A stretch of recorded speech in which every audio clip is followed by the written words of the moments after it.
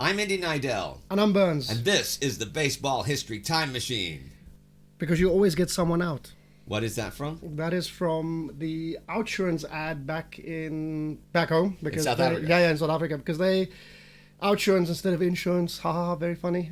So their slogan was, Outsurance, you always get something out. And it does refer to baseball, okay. It does, yeah, because today we are continuing with our 19K club. So, yes, we are. A lot of outs. I'm going to tell you, now, just in a second, I'm going to tell you the story of the evil-eye Charlie Sweeney, the 19K club. But I have to say that today, when we were recording this, it is Midsummer Day, which is like the biggest holiday of the year here in Sweden, except for Christmas Eve, right? Yeah, pretty much. Everything was closed. The only thing that was open at the store, well, the mall closest to where I live in the northern part of Stockholm, was basically ICA, which is... ICA is a supermarket. Supermarket. That's the only thing that was open. ICA, the KFC, no pharmacies, actually. KFC was open? KFC was open. Wow. KFC was open. Well, okay, but I love this holiday. I think it's great. It's fantastic. It's no religion, no presents. No, nothing. No patriotism. No, but it's been really, really nice weather-wise. It's been a bit mucky, which I don't appreciate. I'm not a big humidity guy. Yes, but I'm glad we were able to record this day because you've been sick all week, like I was sick before, and I didn't want to have to postpone again because think of the kids, Burns. Think of the children. I mean, I had a migraine on Sunday, and then Monday was pretty touch and go, and then Monday night I started feeling really, really bad. Monday or Tuesday, I can't recall, but yeah, it's been a whole week. Well, I'm going to make you feel better now by talking a little bit more about the 19K club. Those pitchers who have struck out 19 or more hitters in a single game. We began in 1884, and we talked about one-arm Daly last time. But Charlie Sweeney was the first person to strike out 19 guys in a game, which, like Daly, he also did in 1884. But unlike Daly, who did it in the Union Association, the weakest of the three major leagues that year, Sweeney did it in the National League, the strongest, and he partly did it out of a grudge. Grudge? I can appreciate a good grudge, but you're going to have to flesh that one out for me. Okay. No, I'll get there. I have more to say about Sweeney first. Sweeney's Sabre bio begins with a quote from the great Tim Keefe, the Hall of Famer Sir Timothy, to the effect that Charles Sweeney, was the greatest pitcher of them all, right? Wow. That's a Hall of Famer saying that. And that quote, though, is from 1887, which is interesting because by then, Sweeney's major league career was over, and indeed, he had set another record by then, other than 19 strikeouts in a game, and a record which no one would be proud of. And what is that record? In 1886, Charlie Sweeney, in deep decline, gave up 7 homers in one game. 7? Has anyone ever topped that? 11 pitchers have given up 6, but no one has yet matched. Well, you're not going to leave him in the game after. Maybe after 5, you're starting to rethink your decisions. But no one has matched Sweeney's feat, I guess you'd call it, even 140 years later. The first in the 20th century to give up 6 homers in one game was Sloppy Thurston, whom I'm mentioning just because of his name. Sloppy Thurston. Even the microphones are shaking when you laugh that hard. Yeah, God. Sloppy. His name was actually, his real name was Hollis. And he had... Not much better. He had a decent enough 9-year major league career. Funny enough, as a rookie, he led the majors in games finished. And then the next year, as a sophomore, he led the AL in complete games. Actually, as a rookie, he had the first immaculate inning in White Sox history. And then that sophomore year, he won 20 games with a last-place team. Wow. It was in 1932 with the Dodgers, though, that he gave up 6 homers to the Giants in one game. Now, they were all solo shots, which no one would repeat until Matt Swarmer in 2022. Okay, but can we just go back? Why? Why was he called Sloppy if his name is Hollis, which is not much better, to be fair to him. There's a lot of reasons to be called Sloppy, but this is one that you might actually think of if you thought it through, because it was ironic, because Hollis Thurston was very fastidious about his appearance, and he was always, this is the Depression too, he was always very well groomed. Wait. I can understand a pitcher giving up 6 homers in the live ball era, but Sweeney did this in 1886. 7 in one game is... Yeah. That's mad. Yeah. That's how many did it take to lead the league back then? Dan Bruthers and Hardy Richardson tied for the league lead with 11. And Sweeney gave up 7 in one game. Yeah, that is not a record. Not a record to be proud of. No, not at all. And just 2 years after striking out 19 in one game too. Like, what happened to him? Like, the decline sounds insane. The darkness of Charlie Sweeney caught up with him. The darkness of Charlie Sweeney? You want me to spin you the yarn? Spin away, my friend. Okay. Okay, Sweeney was born in San Francisco during the Civil War. His dad, an Irish immigrant, was apparently a hard-drinking, violent cop. And Sweeney trained as a butcher's apprentice as a teenager. A newspaper article from 1886 says he spent 1882 pitching out west for several teams. Okay. But an 1883 article in the Reading Times says he was booted off the San Francisco Niantic team and expelled from the California League in May that year for dishonorable conduct. Well, he did drink a lot in general. But basically, he was trying to... This was a game he wasn't trying to win at all. He was just lobbing in batting practice meatballs. And I should mention here, he was expelled by a unanimous league vote. So not Mr. Popular by any stretch of the imagination. Okay, well, there were plenty of people who liked... there's always the bad guy. Yeah, of course. Everybody loves a villain, but this seems pretty crazy to me. But he made people feel uncomfortable. I think it was in David Nemec's The Beer and Whiskey League, though I'd have to look it up to check. It says he had something of the evil eye about him. He was just wrong. Jeez, but I guess you could pitch, right? Boy, he could pitch. He was evil, but man, did he have stuff, right? He was a big, strong, big for the time, but I mean, he was decent size for today, even guy. And he joined the Providence Grays of the National League. Yeah. Their star pitcher at the time was Charlie Radbourn. Oh, the Hoss. Well, a lot of 1880s newspapers referred to him as Rad. A good pitcher, and he's pretty rad by the sounds of it. Great pitcher, and in 1883, he was pretty much the best in the National League already. People really only think of him for 1884, but in 1883, Charlie Radbourn went 48-25 with a 2.05 ERA in 632 innings for the third-place Grays. 632 innings. Yeah, we talked about it. Yeah. How did Sweeney do? But every time I read that number, it's just it blows my mind. Like, you think of that number, 632, you're like, hang on. That's a lot of innings. Yeah. Well, Sweeney for the Grays was 7-7, 7 wins, 7 losses, with roughly a league average ERA. I mean, he was a rookie finding his legs. Providence had 3 pitchers that year, and Lee Richmond, who had been a big star with Chicago a couple years before, left the majors after the season. So for 1884, they just had the 2, Rad and Sweeney, as the main starters. I mean, they had emergency guys who could fill in, when they had to. During the exhibition season, Radbourn, who was kind of a prima donna, complained of a variety of aches and pains, so Sweeney started 19 of the 23 games. And the Grays actually won 22 of them. That's a team raring to go. It is a team raring to go. And Radbourn's grousing all the time led team captain Frank Bancroft to give Sweeney the ball for the season's opener, which did not sit well with Radbourn. No, I can imagine. Here's a quote from Sweeney's Sabre bio. Over the next couple of weeks, Sweeney and Radbourn played a game of one-upmanship. A rivalry and jealousy that began in 1883 grew worse by the day. Both men were prima donnas, narcissistic to a fault. They both moaned and groaned so much about their aching arms, but their egos prevented them from resting. Oh, this does not bode well. They pitched, between them, they pitched every single game until June 5th, when they were finally given a day off to get ready for a big series with Boston, with whom they were neck and neck for the pennant, right? They were 22-5 at the time. Good. Well, Radbourn throws a masterpiece in the opener over Grasshopper Jim Whitney. Grasshopper? I wish I knew why. There are several theories, but I don't know why. That's a great nickname, but it also sounds like someone who is just started, like, young Grasshopper. You must now learn the way of the ball and the way of the pitch. But maybe that started when he first started, because he was a veteran by this time. Oh, okay. Possibly it just stuck because he maybe hated it. And he wasn't a veteran. He was a really good pitcher. And he also threw a masterpiece that day.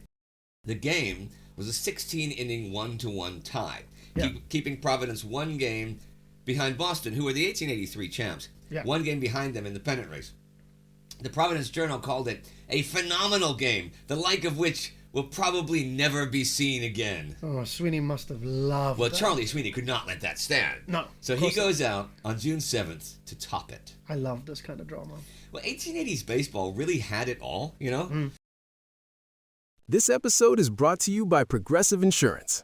Do you ever think about switching insurance companies to see if you could save some cash? Progressive makes it easy to see if you could save when you bundle your home and auto policies. Try it at Progressive.com. Progressive Casualty Insurance Company and Affiliates. Potential savings will vary. Not available in all states. 7,387 paying fans came to Boston's South End grounds to watch the match. and they got their 50 cents worth. That was the admission? In the National League, it was 50 cents. It was 25 cents in the American Association, but they also sold booze. I can't see anyone getting into like a Dodgers game today for that kind of money. For 50 cents? That's insane. When I was a kid in the 70s, the Astrodome in Houston still had $1.50 center field seats. And that was 90 years after this. But let me tell the story, okay? Sorry, my bad. I'm going to throw in a few quotes with flowery prose from an article I found about the game online. Okay. Sweeney, a 21-year-old right-hander with a square jaw and burning, wide-set eyes, was stoked to pitch one of the greatest games in Major League history. That was clear from the moment the 5'10", 181-pound Californian stepped into the 6x4-foot pitcher's box. Outs and ins, drops and rises seemed to be all the same to Sweeney, the Boston Globe reported. He could give them all, and pitched some of the most deceptive curves imaginable. The son of Irish immigrants was in magnificent form, and he pitched with such remarkable strategy and speed that Boston's heavy hitters were forced to go down before him one after another, the Providence Journal wrote.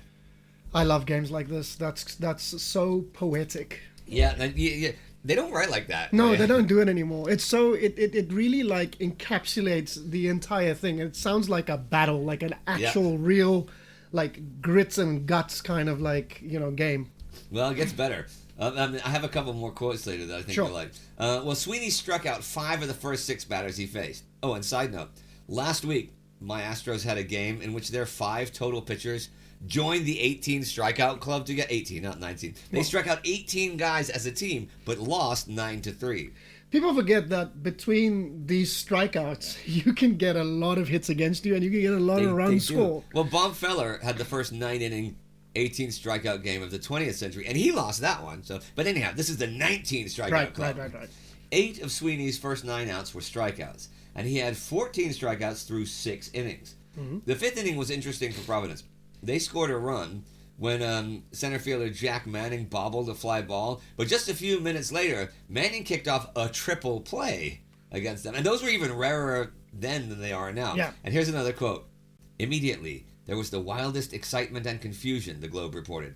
Men threw their hats in the air, women flashed smiles and waved handkerchiefs, and everyone carried on joyfully. Can you just imagine newspapers still wrote about baseball like that? Can you imagine if people still carried on joyfully, like women waved their handkerchiefs? Yeah. I mean, what would you do? Wave the napkins you got with your chili dog? Possibly. Woo. Empty beer can. Like men threw their hats in the air. You always read about that happening. You had to get your hat back right afterwards? To be fair, the only place where you kind of in modern sport, and obviously if somebody knows of another kind of sporting event that has this that I might have overlooked, please tell us. But last time I checked, like if there's a hat trick scored in ice hockey, people throw their caps on the ice. Yeah. That's cool, and that's the only place where I kind of think so. Back, yeah. They do not get their caps back. I don't think so. I don't think you get your cap back. Because these are hats. These aren't even hats are expensive. Like proper hats. Yeah. Like dress hats. Yeah. Yeah. Well, after the carrying on joyfully, a walk to the grasshopper, and then an error in the 7th made the score 2-1 Providence's favor. Another quote. As the 9th inning opened, the crowd exhorted the Bean Eaters, that's Boston, the Bean Eaters, to close the gap. But the real story was Sweeney's astounding performance. With his zipping fastball and biting curve, he was smashing the Major League strikeout record. Sweeney whiffed Morrill, a very tough out, for strikeout number 17. Jeez. Manning, next up, swung at the sphere as if he would lift it over the center field fence, but only empty air met the willow, and he too retired on strikes. Bill Crowley, a 27-year-old from Philadelphia, who would actually hit .270 that year, which is all right, he was very good, stepped into the right-handed batter's box and stared down Sweeney. But it was no match, as Crowley whiffed to end it. The mighty crowd, silent for most of the day, erupted in cheers for the visiting pitcher's astonishing feat. 19 struck out. Sweeney's mysterious curve baffles Boston's batters, read the Globe's headline the next day. It was a record, the Journal predicted, which will not be broken in many a day. Well, Daly tied it in the same season. A month later to the day, actually. Didn't you say that a researcher said that Daly should have had 20 instead of 19? That's true, but Sweeney maybe also should have had 20 as well. How so? That walk to Whitney, the Journal actually said that should have been a strikeout because he split the plate 5 times. Wait a sec. What were the ball and strike rules in 1884? I'm glad you asked, because they changed regularly in the 1880s before settling on 4 balls and 3 strikes. Yeah. How many balls was it for a walk then in 1884? 6. That sounds like a real advantage for the pitcher. He can miss a couple of times and miss a few close ones and not really worry about it. But the batter then could call for a high or low pitch above or below the waist, and you had to hit that zone, which is half the strike zone. That's not so easy. So there were more balls in general, and fouls were not strikes, so strikes were harder to come by, and all those fouls were extra pitches and all those balls, which means more wear and tear on the pitcher's arm. No, definitely. Like, that's a lot more pitches per inning that you might have to sit through. Because if it's 6 pitches per batter, 3 batters to walk, 80, and 3 strikes. That's a lot. And you have the strike zone is 2 small. halves. Yeah, smaller than it is today. Yeah. Well, Sweeney gave up 4 hits that day, just 4. Now check this out. Okay. Also from that article I found out. This is a quote too. This is brilliant. Alerted by telegraph, Providence leaders rushed to provide a grand welcome home. When the Grays arrived at Union Depot at 7:45 p.m., horse-drawn carriages and Herrick's Providence Brigade band were waiting. Men plucked up Sweeney and carried him on their shoulders to his carriage. The band struck up "Hail to the Chief." The lesser players piled in, and the triumphal parade set off from the station. Colored flares lit up a dusky sky thick with coal smoke. The streets were one vast blaze of red fire, and the crowd packed the sidewalks thicker than sardines, Sporting Life reported. One observer who clearly did not share in the delight was Radbourn. I was about to ask, There's another little quote, okay, because I'm going to continue this. I'm going to preempt you. Okay. For weeks after the June 7th masterpiece, the crowd at the Messer Street grounds taunted Radbourn, nagging him to break the record. Break the record. That's insane. That Sweeney has set. Not surprisingly, this was said to bother the proud veteran exceedingly. He's your own player. Yeah. How are you baiting your own player? Dude, that's I thought maybe they were just encouraging him. No, but I was thinking, like, the whole quote through, I'm like, I wonder what old Hoss had to say about this, because this could not have sat well with him. So the plot thickens right after the strikeout. Yeah, it's going to get a bit sticky. All right. By late June, the pitching load was hurting Sweeney's elbow. So Bancroft decided to rest him for a little while, right? Radbourn figured, well, if he's going to carry the whole load, he should get paid more. But he didn't get that, so he's pissed off. Sweeney didn't return to regular duty until July 22nd, by which time the team was split into Sweeney and Radbourn factions. Oh my God, the kettle is ready to boil. Well, Radbourn had already boiled over by that time. On the 16th, he had a meltdown in the pitcher's box during a game.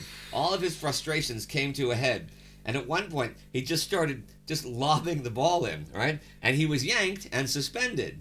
Usually when a pitcher has one of the greatest seasons, he isn't suspended for indifferent play. That's not how this is supposed to go. Usually, 9 out of 10 times, it doesn't happen. 9 out of 10. It could, so you're telling me it could happen.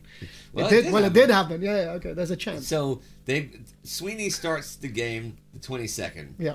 And when Bancroft wants to relieve him, he launches into this tirade of profanity on the field, screaming at Bancroft things I'm not going to say here. Okay. And then storms off the field, and he is suspended without pay. I think, though perhaps I'm remembering it wrong, but I know I've read somewhere that he left the park that day drinking with a couple of prostitutes. And I'm pretty sure it was that day. So Providence has no good starter in the thick of a pennant race. So what happens? What do you do as the manager of this ball club? Some newspapers speculated the team would even disband. But what they did was Bancroft and the directors renegotiated Radbourn's contract, eliminating the reserve clause and raising his salary so he came back. And what about Sweeney? Charlie Sweeney signed with the St. Louis Maroons in the Union Association, the highest paid player in the league, and he pitched his first game there August 1st. But back to Radbourn. Okay. Radbourn stipulated he would only come back if he could pitch every remaining game, or every one that he thought he was able to pitch. Every single game for the rest of the season. What are we, in July? Yeah. Well, the end of July. The end of July, yeah. Now, I read years ago in the book 59 and 84 about his season that it got to the point his arm hurt so much that he could barely move it, and he couldn't lift it at all in mornings. Jeez. And his warm-up before game was to stand like a few feet in front of home plate and lob the ball in, sort of drop it, right? And then, when that was okay, take a few steps back and do that, and keep going further and further, and he'd keep going back and throwing the ball home until he was able to throw a ball to home plate from center field. and then he was ready to pitch. This somehow cannot be good for your arm, or your shoulder, or any part of your body, really. Well, interestingly enough, side note here, yeah. while overhand pitching was allowed from the 1885 season on in the NL, in 1884 the ball still couldn't come above a pitcher's waist. But Radbourn never fully switched to overhand and continued to mainly pitch from down below the rest of his career. He had a rest of his career after this workload. Let me tell you about this workload. You're going to like this. This makes my arm hurt, actually. Everybody out there, check this out.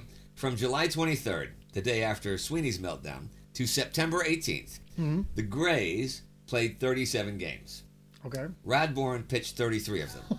He went 30-2 in those games with one tie, which included a 16-game winning streak. Now, the tie was against Hall of Famer Mickey Welch. One of the losses was 2-1 in 11 innings against Welch. Jeez, and the other was 2-0 against Hall of Famer Pud Galvin. That's all that prevented him from going 33-0. That has to be like one of the greatest clutch performances, Iron Man performances. It has to be it has to be like top 3, and it's not 2 or 3. I don't even think top 3. I don't. That's insane. I don't think who you're gonna find someone that with 30-2 crazy with all complete games. He wasn't relieved in these games. That is crazy. And actually, at the bar just before we started recording, we were actually marveling at that little thing. Oh, the Frank Tanana thing. Yeah, the Frank Tanana thing. This guy 14 complete games. This is insane. This is insane. By the end of that stretch, the Providence Grays were 10 games ahead of Boston. They cruised to the pennant, and then postseason, Radbourn won all 3 games in the best-of-5 first World Series against American Association champ New York Metropolitans. Wow. What was his numbers for the season then? Charlie Radbourn won the pitching crown. He went 60-12. 60. Which is still the record for wins in a season, and no one is close. With a 1.38 ERA and 441 strikeouts in 678.2 innings pitched. That's insane. Fun fact. His 19.2 WAR, right? As a pitcher. Well, anything. I mean, 19.2 WAR, Babe Ruth never had that, was actually second in the league to Pud Galvin, who had 20.5, which is the all-time season best. Okay, hang on. Just back up here for a second. 20 WAR in one season. Okay, I have to ask, how did Sweeney do? Overall? Yeah. Well, he was 17-8 with the Grays. Okay. And then 24-7 in 2 months. 24-7 in 2 months with the Maroons. So overall, he was 41-15 with a 1.70 ERA, and he actually led all 3 leagues in WHIP and fewest hits per 9 innings. And he had a 19 strikeout game. That he did. And he actually had a pretty good year at the plate. He hit .307 and had a 145 OPS plus. That's right. Back then, they still had to hit. Yeah, so he stepped into the batter's box, and he still clobbered and he 307. And remember, he's playing like every damn day. It's not like once every 4 or 5 days. So not only is his arm falling off, but he's also swinging the willow and running. And hitting 307 as a pitcher with a 145 OPS play. That is wow.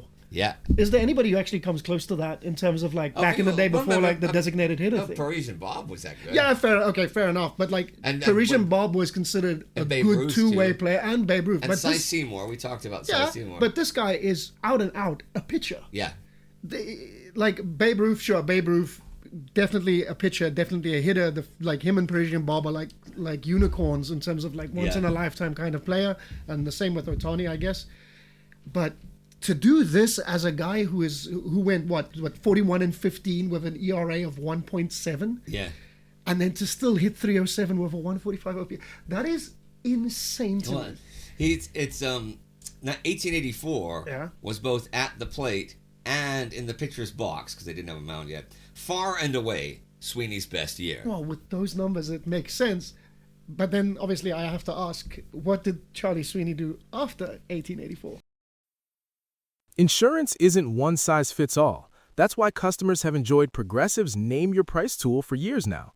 With the Name Your Price tool, you tell them what you want to pay, and they'll show you options that fit your budget. So whether you're picking out your first policy or just looking for something that works better for you and your family, they make it easy to see your options.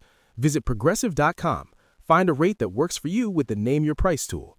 Progressive Casualty Insurance Company and Affiliates. Price and coverage match limited by state law. Support for this podcast comes from Progressive, America's #1 motorcycle insurer. Did you know riders who switch and save with Progressive save nearly $200 per year? That's a whole new pair of riding gloves and more. Quote today. Progressive Casualty Insurance Company and Affiliates. National average 12-month savings of $197 by new customers surveyed who save with Progressive between October 2024 and September 2025. Potential savings will vary. Well, despite being blacklisted by the National League for jumping to the Union Association, of course. when the Maroons joined the National League in 1885 after the UA folded, they managed to get the blacklist lifted. But though he had some good outings, including outpitching Radbourn once even, as the season wore on, it was apparent there was something wrong with his arm. On August 13th, he gave up 23 hits in a 14-3 loss, and he only started 7 more games after that season, and the Maroons had a 2-20 stretch to take over last place. Jeez. And here's another quote. The pain in his arm, constant losing, and increased drinking turned him surly. This led to a tawdry fight with Maroons outfielder Emmett Seary on the final exhibition swing, in which the smaller Seary was sucker punched. Sweeney ostentatiously returned to the West with his arm in a sling. That was from his Sabre bio, and so is this about 1886. In the aftermath of his fight with Seary, Sweeney became a polarizing figure in the clubhouse. In mid-May, 5 thugs assaulted Sweeney as he walked home from the ballpark. What? There was speculation that the attackers were friends of Seary and were after other players besides Sweeney. Jerry Denny, Tom Dolan, and Sweeney took to drinking heavily. Sweeney faced Detroit on June 12th and surrendered 21 hits, including 7 home runs in a 14-7 loss, right? The 7 dingers were the most ever surrendered by one pitcher in a game. Shortly after this game, the threesome was suspended indefinitely for their carousing. In Denny's case, that lasted 3 games. For Dolan and Sweeney, they were fined $50 and released after a week of inactivity. How the mighty have fallen. Shows you how quickly stuff can turn. Wow. But I mean, if you're going to mismanage your own body like that, I guess the art of managing the starting pitcher and managing a bullpen wasn't really a thing back then. Well, Bancroft actually offered Sweeney a contract as an outfielder. I mean, he could hit. Okay. But it was for a lot less money. But Sweeney, it wasn't just that. Sweeney thought his arm just needed rest to be good again, right? So he didn't play any more ball that autumn. And in January, he was signed by the American Association's Cleveland Blues to play first base. He was not terrible, but he was not even league average, even in terms of hitting, let alone fielding. And his 3 pitching starts were all losses and gave him an 8.25 total ERA for those starts. That's brutal. So that was it for the major leagues, I guess. It was, but not the minors. And he hung around as a position player for a few years in the minors. But the 1890s were not good to Charlie Sweeney, that drinking, whoring former star with the evil eye. Jeez, what a way to describe him. What happened? He was a partner in a bar. It closed. He was a cop. He was relieved of duty. He then started working with a San Francisco gambler called King McManus. That's a cool name. King McManus, yeah. That's a great name. Well, in July 1894, Sweeney shot and killed McManus's brother after some sort of altercation and went on trial for murder. Okay, that I did not see coming. Quote, the prosecution painted Sweeney as a drunken hothead, while the defense claimed he was merely protecting himself. Adding drama to the proceedings were claims of perjury and witness intimidation. On the stand, Sweeney's primary witness completely reversed what he had told police in July. He claimed intimidation by King McManus had forced him to lie at first. Even the newspaper accounts varied widely in details that were reported. Some writers speculated that King McManus committed perjury during his testimony. The bottom line was Sweeney had fired 3 shots and killed Con McManus. The jury took a long while to come to a decision before finding Sweeney guilty of voluntary manslaughter. Sentencing was held November 9th. The judge noted Sweeney had not proven his claim of self-defense, but then imposed a sentence of 8 years, less than the maximum he could have applied. With good conduct, Sweeney could be free in just over 5 years. For voluntary manslaughter. That's nothing.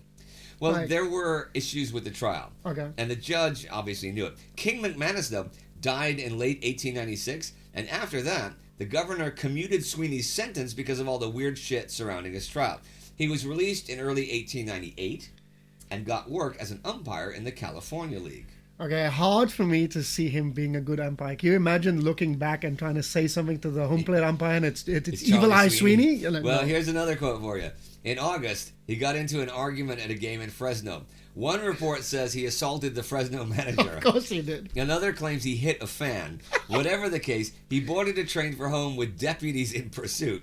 They arrested him 90 miles from town and returned him to Fresno. This would not be his last brush with the law. Of course not. In January 1899, he was booked in San Francisco for carrying a concealed weapon. In November, he got into an altercation with a Chinese businessman. No, downward spiral. Way down the spiral. But can you imagine looking back at the umpire for calling something out the zone and you see that it's Sweeney and you're like, come on, that was out of the zone. And he's like, look, man, I've killed people for less. And he hits you. Yeah, and he hits you. Look, man, I've killed, if you mouth off one more time, I'll punch you right in the kisser. Well, in early 1902, yeah. He was hospitalized for tuberculosis. Okay. Well, it's called consumption then. And he died in April at just 38. Oh, wow. So much for that. That's a lot of talent and a 19 strikeouts game. To die at 38, that's tragic. And the 19 strikeouts was kind of out of spite to put one over on Radbourn. I mean, could he have borne down on the opposition every game like that? Who knows? Why do you want to return this garment, sir? Out of spite. Why did you pitch a 19 strikeout game? Out of spite. Out of spite. Yeah. What happened to Radburn's arm after 1884? Oh, Radbourn was he was never as good again as he was in 1883 and 1884. When in 2 years he went 108 and 37 in over 1,300 innings, which isn't surprising. And after the first 4 years of his career, he was 166 wins and 67 losses. When you think that Sandy Koufax was 165 and 87 for his whole career, that's pretty darn good. Yeah. Rad actually stuck around for 7 more years. And to be fair, 1885, 6, and 7, he pitched over 400 innings in each season, That's although insane. Never over 600 again. Could he hit? He had his moments. In 1882 as a rookie, playing right field once. Okay. He homered in the 17th inning for the first 1-0 walk-off in Major League history. Oh, wow. He's credited with that? As far That's as I know. sick.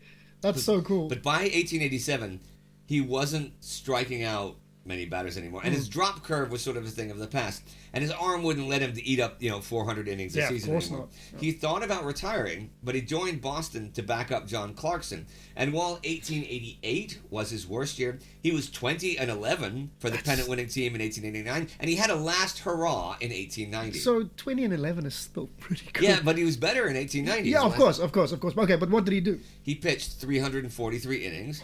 He went 27-11 with a 3.31 ERA. I mean, that sounds like a pretty great season from like the 20s or the 30s, right? Like Yeah. you take that in that It really era of does. baseball. That's the best pitcher in the league in 1925 or whatever.